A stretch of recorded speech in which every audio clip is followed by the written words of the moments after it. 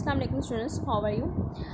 आज स्टैंडर्ड 10 का coordination control है और हम पढ़ रहे हैं डिवीजन ऑफ ब्रेन, जिसका फोर ब्रेन का हमने थैलेमस, हाइपोथैलेमस, सेरिब्रम कर लिया है। अब हमने करना है सेरिब्रम के जो पार्ट्स हैं, ठीक है। पहले हम डायग्राम की तरफ जाते हैं। ये जो बिग पार्ट है ये, ठीक है, ये सारा का सारा सेरिब्रम है, यानी कि जो पिंकिश शेड में उन्होंने दिखाया वो सेरिब्रम है। इसके लूप्स हैं। लूप्स का मतलब होता है कि इस तरह करके कुछ चीज़ लूप बनाते हैं। One of the biggest loop जो है वो है फ्रंटल, और जो पीछे की तरफ है यानी कि हमारे सर की जो बैक साइड है वो है पेरियटल लूप, और ये है ऑसिपिटल लूप, और यहाँ पे आता है ये टेम्पोरल लूप, यानी कि ये नीचे की साइड पे है, पिट्यूटरी के साथ लग रहा है। और ओके, अब हम आते हैं इनके फंक्शंस की तरफ। सबसे पहला जो फंक्शन आता है वो है फ्रंटल का, ठीक है। फ्रंटल क्योंकि one of the biggest part है सेरिब्रम का, तो इसके फंक्शंस भी जो हैं बहुत ज़्यादा इम्पोर्टेंट होने चाहिए। वैसे तो ब्रेन का ईच एंड एवरी जो पार्ट है वो वेरी वेरी इंपॉर्टेंट है, लेकिन हम कहेंगे कि दैट्स माइट बी जो है वो इम्पोर्टेंट है। ओके, फ्रंटल लूप, यहाँ उन्होंने लूप की हेडिंग दी है तो मैं लूप साथ साथ नहीं लिखी। सबसे पहले वो कहता है कि मोटर न्यूरॉन, यानी कि मोटर फंक्शंस को वो कंट्रोल करता है।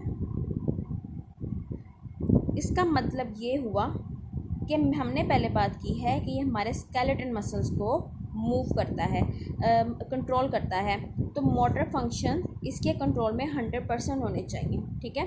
इसके अलावा वो परमिट्स करता है, यानी कि परमिट्स है इजाज़त या कॉन्शियस को, यानी कि हमारे होश को। हम जो काम होश में रह के कर रहे होते हैं वो इसे कंट्रोल करता है। Control of skeleton and muscle, यानी कि permit conscious control of skeleton and muscle.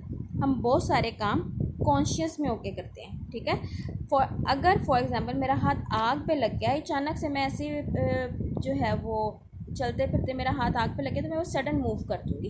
तो ये जो सडन मूव कर रही हूँ ना मैं, ये कॉन्शियस नहीं है, क्योंकि मैंने इसके बारे में, इसे हटाने के बारे में सोचा नहीं है, तो ये कंट्रोल फ्रंटल नहीं कर रहा।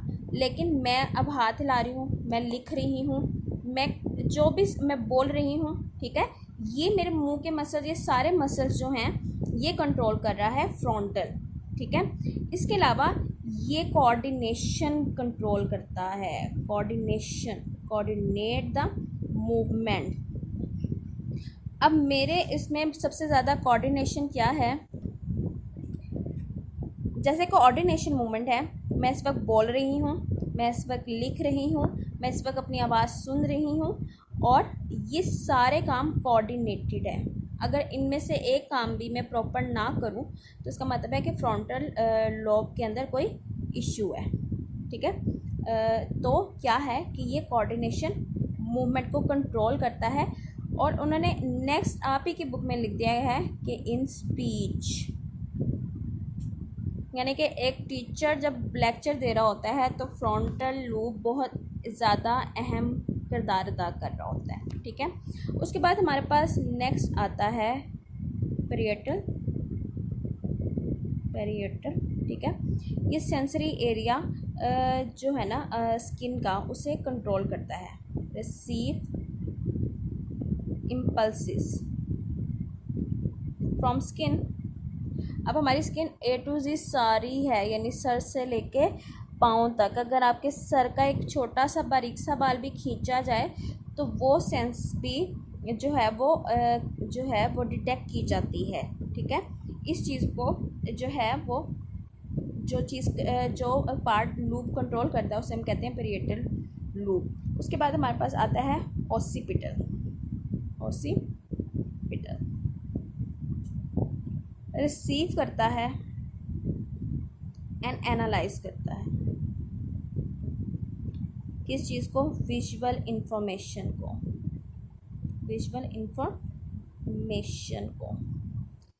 फॉर एग्ज़ाम्पल आप किसी पार्क में वॉक कर रहे हो, अब आप कुछ सोच नहीं रहे, लेकिन आप जो देख रहे हो, फॉर एग्जांपल आपने नोट किया कि एक जगह पे दरख्त लगा हुआ है, एक जगह पे बेंच लगा हुआ है, एक जगह पे कोई बिल्ली बैठी हुई है।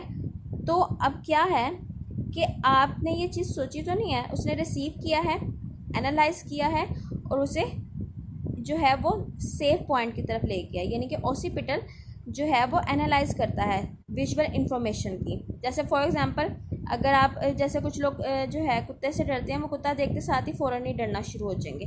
तो ये विजुअल इंफॉर्मेशन है कि ये विजुअल इंफॉर्मेशन दी गई है।